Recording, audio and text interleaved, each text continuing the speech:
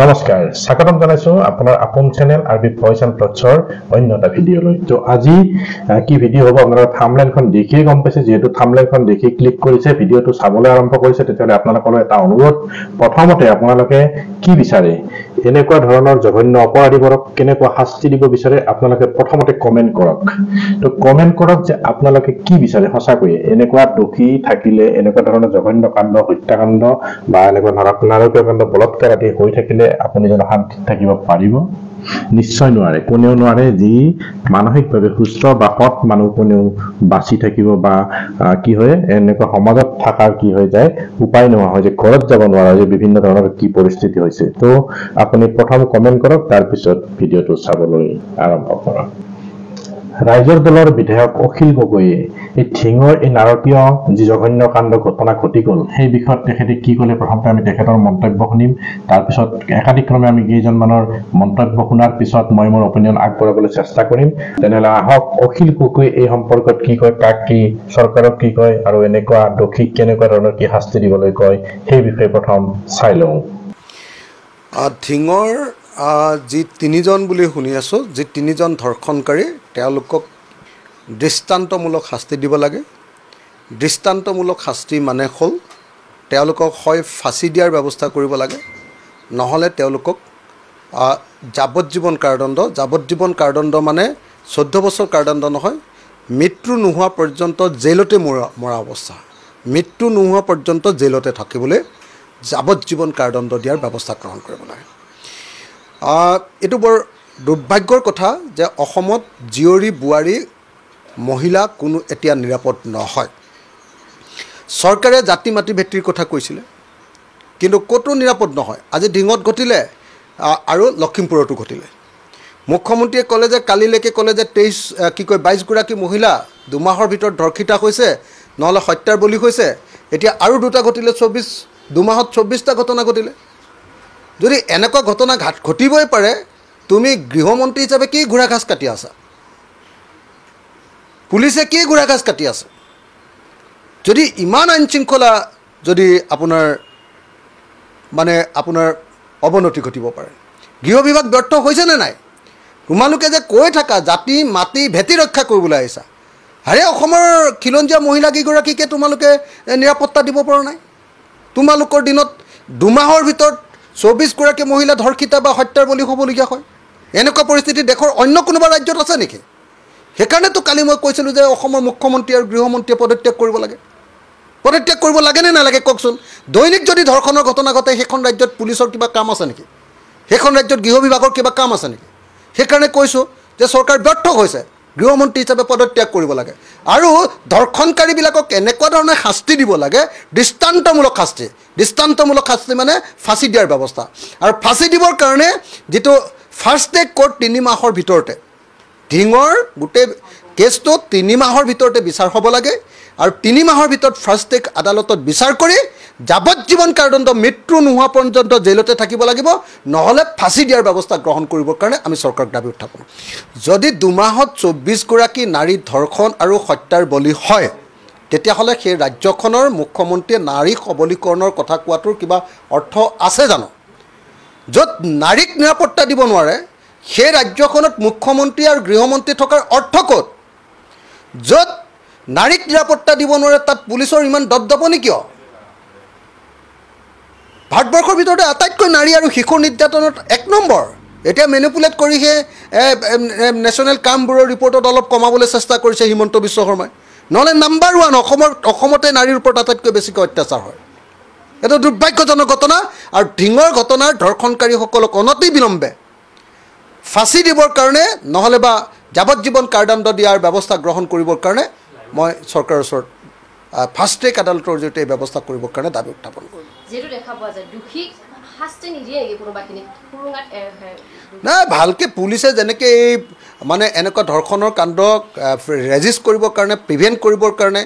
এইটো নহ'বৰ কাৰণে আগতীয়া ব্যৱস্থা ল'বলৈও সক্ষম নহয় ঠিক তেনেকৈ ধৰ্ষণ কৰি যোৱাৰ পাছত ধৰ্ষণকাৰীক ধৰি লৈ তাৰ ওপৰত ভালকৈ বিচাৰ কৰিবৰ কাৰণে ভালকৈ চিডিটো বনাবৰ কাৰণে ভালকৈ চাৰ্জশ্বিটটো বনাবৰ কাৰণে সক্ষম পুলিচ নাই আৰু বিচাৰ প্ৰক্ৰিয়াও খৰতকীয়া কৰিবৰ কাৰণে মুখ্যমন্ত্ৰীয়ে বহুত ডাইলগ মাৰে মুখ্যমন্ত্ৰীয়ে কয় যে আমুক হৈছে তাভুজুক হৈছে এইবিলাক কথা কৈ থাকে কিন্তু যেতিয়া ধৰ্ষণ হয় সেইটো ফাষ্ট ট্ৰেক কোৰ্ট কৰি 3 মাহৰ ভিতৰত কিমান এতিয়ালৈকে ধৰ্ষণকাৰীক এতিয়ালৈকে ফাঁচি দিয়াৰ ব্যৱস্থা কৰিছে 2-3টা ধৰ্ষণকাৰীক ফাঁচি দি দিয়কচোন তাৰপিছত চাওক আপুনি কেনেকুৱা অৱস্থা হৈ যাব নকৰে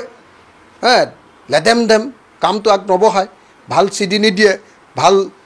আপোনাৰ চাৰ্জশ্বিট নিদিয়ে ভালকৈ বিচাৰটোৰ কাৰণে এভিডেন্স সংগ্ৰহ নকৰে ভালকৈ পানী নহৰকা কাৰবাৰে গোটেই কাৰবাৰটো আগবঢ়াই লৈ নাযায় পানী নহৰকা কাৰবাৰে ধৰ্ষণকাৰীসকলক যাতে ফাঁচি দিয়াৰ ব্যৱস্থা কৰিব পাৰে তাৰ তেনেকুৱা ধৰণৰ বিচাৰ প্ৰক্ৰিয়া চৰকাৰৰ পিনৰ পৰা চলাবৰ কাৰণে মই আহ্বান জনাইছোঁ মীৰা বৰঠাকুৰ তো আপোনালোকক চিনাকি কৰি দিয়াৰ প্ৰয়োজন নাই গুৱাহাটী লোকসভা সমষ্টিত এইবাৰ তেখেতে কংগ্ৰেছ দলৰ পৰা প্ৰতিদ্বন্দ্বিতা কৰিছিল যদিও তেখেত জিকিব নোৱাৰিলে তথাপি তেখেতে বিভিন্ন সময়ত বিভিন্ন বিপদে আপদে ৰাইজৰ কাষ চাপা আমি সামাজিক মাধ্যমত নিউজ চেনেলত বিশেষকৈ দেখিবলৈ পাইছিলোঁ আৰু আজি এই বিষয়টো তেখেতে এক মতামত আগবঢ়াইছে আমি তেখেতৰ মতামতটো চাই লওঁ তেখেতে কি কয় এই বিষয়ত ধিংৰ এই জঘন্য কাণ্ড বা নাৰী সুৰক্ষা সম্পৰ্কত তেখেতে কি কয় মুখ্যমন্ত্ৰীয়ে জনকল্যাণৰ হৈ যুৱ প্ৰজন্মৰ ভৱিষ্যত স্বাৰ্থত মহিলা সুৰক্ষাৰ স্বাৰ্থত আজি আপুনি নুসুধিলেও মই এটা প্ৰশ্ন ক'ব লাগিব তেওঁ সদায় কৈ আছে যে নাৰী ধৰ্ষিতা হ'লে তেওঁলোকে পুৰা মানে বা নাৰী যদি অপদস্থ হয় তেওঁলোকে একশ্যন লয় মই কৈছোঁ জোনমণি ৰাভাৰ ক্ষেত্ৰত গৃহ বিভাগতে আছিলে তেতিয়া তেওঁ কোনো একশ্যন নল'ত চবতছে দুৰ্ভাগ্যজনক কথা আজি এটা মাহৰ ভিতৰত 22গৰাকীকৈ মহিলা কিশোৰ মানে ছোৱালী ধৰ্ষিতা হৈছে এনেকুৱা এটা অৱস্থালৈ গুচি গৈছে ল এণ্ড অৰ্ডাৰ চিটুৱেশ্যন ফেইল মই এটা কথা কৈছোঁ যে আইনখন কঠোৰৰ পৰা কঠোৰ হ'ব লাগে আজি মই এটা কথা আপোনাক এই আপোনাৰ অনুষ্ঠানৰ জৰিয়তে জনাব বিচাৰিছোঁ সদায় যেতিয়া এগৰাকী মহিলা ধৰ্ষিতা হয় সদায় প্ৰত্যেকে কৈ দিয়ে যে মহিলাসকল যাওক আপোনালোকে প্ৰতিবাদ কৰক এতিয়া পুৰুষসকলে নকৰে কিয় প্ৰতিবাদটো মুখ্যমন্ত্ৰীয়ে এই ক্ষেত্ৰত নিজে এটা আজি মুখ্যমন্ত্ৰীৰ ঘৰত ছোৱালী আছে মোৰ ঘৰত ছোৱালী আছে আপোনাৰ ছোৱালী আছে গতিকে সকলোৰে ক্ষেত্ৰত তেওঁলোকে 22টাকৈ আজি তাৰিখত এই মানে অপকাণ্ড হৈছে অসমত আজি এটা মাহৰ ভিতৰত তাৰপিছতো তেওঁ এতিয়া কোনে বিয়া পাতিব ক'ত কি হ'ব ক'ত এনেকুৱা ধৰণৰ অবান্তৰ কথা কৈ থকাটো অত্যন্ত দুৰ্ভাগ্যজনক কথা মুখ্যমন্ত্ৰীক কৈছোঁ যে আপুনি সঁচা অৰ্থত মুখ্যমন্ত্ৰী হিচাপে অভিভাৱকৰ দায়িত্ব পালন কৰক এই এনেকুৱা ইটো সিটো কথা কৈ নাথাকিব বৰ্তমান সময়ত খিলঞ্জীয়াৰ হকে সততে মাত মাতি অহা শৃংখল চলিহা আৰু শৃংখল চলিহা ঢিঙত গৈ উপস্থিত হৈ ৰাইজৰ আগত কি বক্তব্য আগবঢ়াইছিল প্ৰতিবাদী ৰাইজৰ সন্মুখত তেখেত গাই কেনেধৰণে কাক কি সমালোচনা কৰিছিল কঠোৰ ভাষাৰে আৰু বকীক কেনেকৈ কি শাস্তি দিব বিচাৰিছিল আৰু তেখেতৰ যি বন্দুকৰ গুলীৰ দৰে শব্দ ওলাইছিল মুখেৰে আৰু তেখেতে কৈছিল কি কৈছিল সকলোখিনি শুনক সকলোখিনি চাওক ছাত্ৰ সন্থা ইয়াৰ দল সংগঠন সকলোৱে একত্ৰিত প্ৰতিবাদক সন্মান কৰি একত্ৰিত প্ৰতিবাদ জিন্দাবাদ খিলঞ্জীয়াৰ সৰজনী নামৰ একত্ৰিত জিন্দাবাদ আৰু আশ্বাস নহয় প্ৰতিশ্ৰুতি নহয় এনকাউণ্টাৰ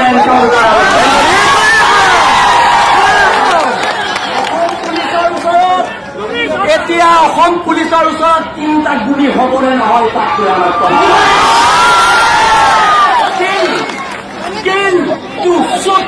চিধাৰ কথা কিন্তু চুট নো এফআইআৰ নো এৰেষ্ট অসম পুলিচৰ আৰু বাৰে বাৰে আমাৰ মানুহ ইয়াত ধৰ্ষিতা হ'ব বাৰে বাৰে আমাৰ মানুহক কোনোবাই লাজ পথত মাৰিব এইবিলাক আৰু সহ্য কৰি থকা নহ'ব প্ৰয়োজনত হাতে হাতে হেংদাং আৰু দেশৰ মানুহে গঢ়ি ল'ব পাৰে হেংদাং দেশৰ মানুহে গঢ়ি ল'ব পাৰে হেংদাং ভাল কৰোৱাৰ বলটো এইটো কথা অসম পুলিচে মনত ৰখা উচিত আৰু এই কালপিতবিলাক আপোনালোকে যেতিয়া আপোনালোকৰ বিৰুদ্ধে প্ৰতিবাদ হয় আপোনালোকে আমাক ধৰিবলৈ আপোনালোকৰ 5 মিনিট সময় নালাগে এই কালপিতবিলাক ধৰিবলৈ আপোনালোকে ইমান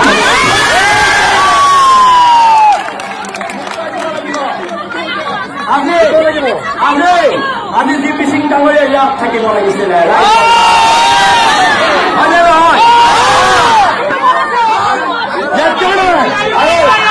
আমি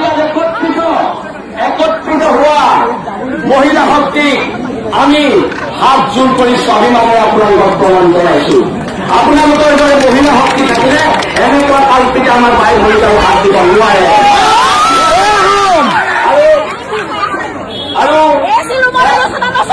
এটা কথা একদম স্পষ্ট অধ্যক্ষ হিমন্ত বিশ্ব শৰ্মাক কৈ দিয়া হৈছে আপোনাৰ অসম চৰকাৰৰ পৰা 3টা গুলি ধিংবাকে বিচাৰিছে 3টা কাল্পিত মূৰত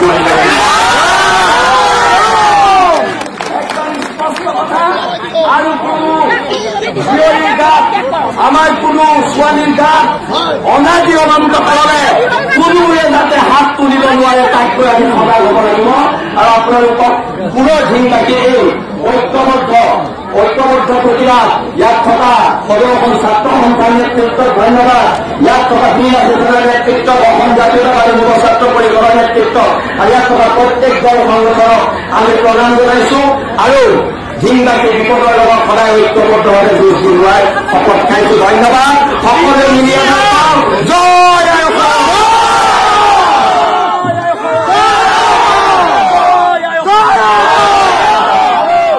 আৰু হিমন্ত বিশ্ব শৰ্মা আৰু তেওঁৰ চৰকাৰক কৈ দিছো হ'ব পাৰো দুখীয়া আমি কাৰো গোলাম নহয় আঁঠু কাঢ়ি অধিকাৰ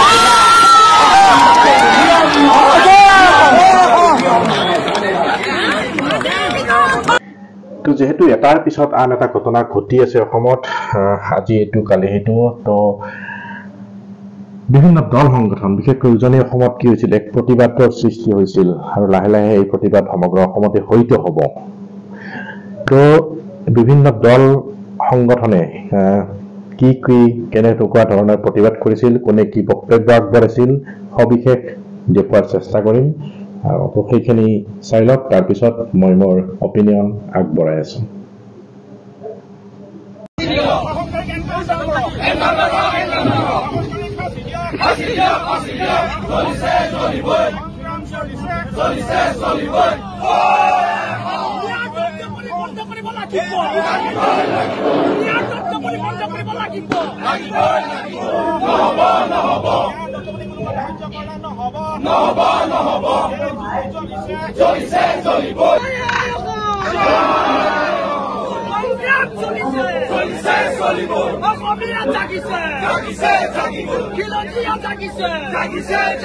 সপ্তাহ সময় দিছো এসপ্তাহৰ ভিতৰত উজনি অসমত যিবোৰ মিয়া আছে মিয়াবোৰে তালি টোপোলা বান্ধি ইয়াৰ পৰা প্ৰস্থান কৰক নহলে কিন্তু পৰিস্থিতি ভীষণ হ'ব আমি স্পষ্টভাৱে কৈ দিছো বাৰে বাৰে মিয়াই আমাৰ খিলঞ্জীয়া যুৱতীক ধৰ্ষণ কৰিব বাৰে বাৰে মিয়াই আমাৰ খিলঞ্জীয়া যুৱতীক ধৰ্ষণ কৰি হত্যা কৰিব এই কাণ্ডৰ আমি চাই থাকিব নোৱাৰো মুখ্যমন্ত্ৰী মহোদয়ক আমি কৈছো যে ধিঙৰ ধৰ্ষণ কাণ্ডৰ লগত যিসকল জড়িত হৈ আছে এই অভিযুক্তসকলক কাৰাগাৰলৈ পঠিয়াই এতিয়া ভাত ৰুটি খুৱাই সময় নষ্ট কৰিব নালাগে ধিঙৰ ধৰ্ষণ কাণ্ডৰ লগত যিসকল অভিযুক্ত জড়িত হৈ আছে তেওঁলোকৰ কাৰাগাৰলৈ পঠিয়াই ভাত ৰুটি খুৱাই সময় নষ্ট কৰিব নালাগে তেওঁলোকক চিধাই এনকাউণ্টাৰ কৰক হয়নে তেওঁলোকক চিধাই এনকাউণ্টাৰ কৰক আৰু স্পষ্টকৈ কৈ দিব বিচাৰিছো মিয়াৰ যি দপদপনি উজনি অসমত সম্পূৰ্ণৰূপে উফৰাই দিয়া হ'ব স্পষ্ট কথা খিলঞ্জীয়াৰ ওপৰত আচলতে অখিলঞ্জীয়া আক্ৰমণ এই আচলতে খিলঞ্জীয়াৰ ওপৰত বংগমূলীয় মুছলমানৰ আক্ৰমণ এই আচলতে খিলঞ্জীয়াৰ ওপৰত বহিৰাগত আক্ৰমণ আমি বাৰে বাৰে কৈ আছো যে খিলঞ্জীয়াৰ অধিকাৰ সুৰক্ষিত কৰক এগৰাকী ছোৱালীক টিউচনৰ পৰা ঘূৰি অহাৰ বাটত কোনোবা দুষ্কৃতিকাৰীয়ে ৰাজপথতে তেওঁক আচলতে মানে ধৰ্ষণ কৰি ৰাজপথৰ দাঁতিত পেলাই গুচি যাব এনেকুৱা ধৰণৰ নাৰকীয় ঘটনা এখন অসমত সংঘটিত কৰিবলৈ কেনেকৈ সাহস পালে গৃহ বিভাগ ব্যৰ্থ হৈছে অসম চৰকাৰ গৃহ বিভাগৰ লগতে অসম চৰকাৰ আৰক্ষী প্ৰশাসন ব্যৰ্থ হৈছে আমি শিৱসাগৰৰ পৰা সকীয়াই দিছো যে এই ধিং কাণ্ডৰ লগত যিসকল আচলতে পূৰ্ব মানে বংগমূলীয় মুছলমান জড়িত আছে তেওঁলোকক অনতিপলমে কৰায়ত্ব কৰি তেওঁলোকক উচিত শাস্তি দিয়াৰ ব্যৱস্থা কৰক এনেকুৱা ধৰণৰ দৃষ্টান্তমূলক শাস্তি দিয়ক যাতে অনাগত ভৱিষ্যতে কোনোবা কালপিতে এনেকুৱা ঘটনা কৰাৰ আগতে এশবাৰ চিন্তা কৰিবলগীয়া পৰিস্থিতি উদ্ভৱ হয় আৰু এটা কথা স্পষ্ট কৈ দিছো যে এনেকুৱা এখন আইন প্ৰস্তুত কৰক যে ধৰ্ষণকাৰীসকলৰ বিৰুদ্ধে যিকোনো পৰ্যায়ত যিকোনো ক্ষেত্ৰতে আচলতে চৰকাৰ ব্যৱস্থা গ্ৰহণ কৰিব পাৰে গ্ৰেপ্তাৰ কৰি এনকাউণ্টাৰ কৰিবৰ কাৰণে আমি ইয়াৰ পৰা দাবী জনাইছো আৰু অসম চৰকাৰক আমি দাবী জনাইছো যে এনেকুৱা এখন ধৰ্ষণকাৰীৰ বিৰুদ্ধে আইন বলবৎ কৰক যে ৰাজপথত তেওঁলোকক গুলিয়াই মৃত্যুদণ্ড দিয়া এটা আইন এখন বলবৎ কৰক আৰু ইয়াৰ পৰা আমি দাবী জনাইছো যে উজনি অসমত যিসকল মিয়াই বিভিন্ন কৰ্মত নিয়োজিত হৈ বসবাস কৰি আছে তেওঁলোকে অহা এসপ্তাহৰ পৰা ইয়াতে প্ৰস্থান কৰা তেওঁলোকে ব্যৱস্থা কৰক অন্যথা আমি 30 জনগোষ্ঠীয় সংগঠনে একেলগে ইয়াৰ বিৰুদ্ধে আমি থিয় হ'বলৈ বাধ্য হ'ম আৰু ইয়াৰ পৰা আমি চৰকাৰক দাবী জনাইছো যে তেওঁলোকৰ গৃহ বিভাগ সম্পূৰ্ণ ব্যৰ্থ হৈছে আৰক্ষী প্ৰশাসন সম্পূৰ্ণ ব্যৰ্থ হৈছে যিখিনি সময়ত খিলঞ্জীয়া নাৰীৰ বেটি বচাও বেটি পঢ়াও যিটো তেওঁলোকে শ্লোগান দিছে এই শ্লোগান সম্পূৰ্ণ ব্যৰ্থ হৈছে আজিৰ তাৰিখত অসমীয়া নাৰী সম্পূৰ্ণ নিৰাপত্তাহীনতাত ভুগিছে আৰু মিয়াৰ যি ধৰ্ষণকাৰীৰ পৰা অসমীয়া নাৰী আজি বাহিৰলৈ ওলাব নোৱাৰা এটা ব্যৱস্থা হৈছে গতিকে আমি ইয়াৰ পৰা দাবী জনাইছোঁ যে এই যিবিলাক ঘটনা এই ঘটনাবিলাকত যাতে পুনৰাবৃত্তি নহয় তাৰ এক উচিত ব্যৱস্থা গ্ৰহণ কৰক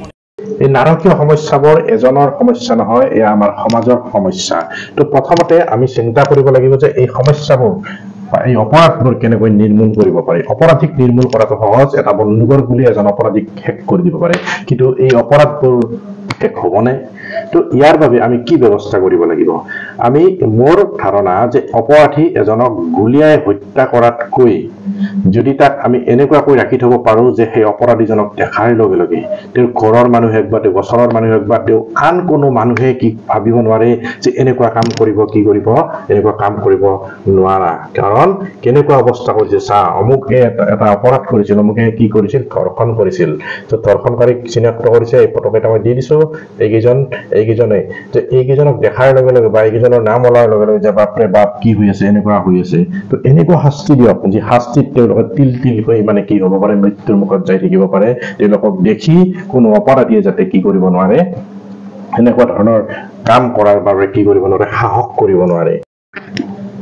অপৰাধী এজনক এনকাউন্টাৰ কৰাৰ লগে লগে কি অপৰাধটো কিন্তু এনকাউন্টাৰ নহয় অপৰাধৰ যে মানসিকতা সেই মানসিকতাটো এজনৰ পৰা আন এজনলৈ বিয়পি যাই আছে আৰু সেই কাৰণে অপৰাধৰ সংখ্যা বাঢ়ি আছে গতিকে আমি কি কৰিব লাগিব অপৰাধ নোহোৱা কৰাৰ ব্যৱস্থা কৰিব লাগিব কেনেকৈ অপৰাধ কৰিব মানুহে সাহস নকৰে তাৰ কথা চিন্তা কৰিব লাগিব লগতে অসম চৰকাৰৰ আইন বিভাগটোলৈ এক মোৰ প্ৰাৰ্থনা যে এনেকুৱা আইন কি কৰক প্ৰস্তুত কৰক যে ফাষ্ট ট্ৰেক আদালতকৈ যদি কিবা দ্ৰুতগতিত বিচাৰ কৰি আচলতে দোষীক যেতিয়া চিনাক্ত হয় তেতিয়া আৰু বিচাৰৰ কি প্ৰয়োজন যে ইয়াত যাতে কোনো ধৰণৰ অকালতি কৰিবলৈ আগবাঢ়ি নাহে অকল ডাইৰেক্ট ন্যায়াধীশে কি কৰিব পাৰে তাৰ জাজমেণ্ট লৈ তাক শাস্তি দিয়াৰ ব্যৱস্থা কৰক মানে কোনো কাৰণত যাতে কি নকৰে পলম নকৰে যে আজি এটা বাহানা কালি এটা বাহানা অমুক নাই তমুক নাই এনেকুৱাকৈ ডেটৰ পিছত ডেট লোৱা এই চিষ্টেমটো বন্ধ কৰি এই এনেকুৱা ধৰণৰ অপৰাধীক দ্ৰুতভাৱে শাস্তিৰ ব্যৱস্থা কৰক লগতে এইটো আপোনালোকক প্ৰাৰ্থনা মোৰ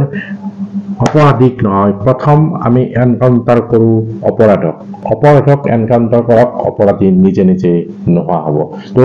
বিজ্ঞসকলে বিবেচনা কৰক যদি মোৰ বক্তব্যত কিবা ভুল আছে ক্ষমা কৰিব আগলৈ লাগ পোৱাৰ প্ৰতিশ্ৰুতিৰে বাই বাই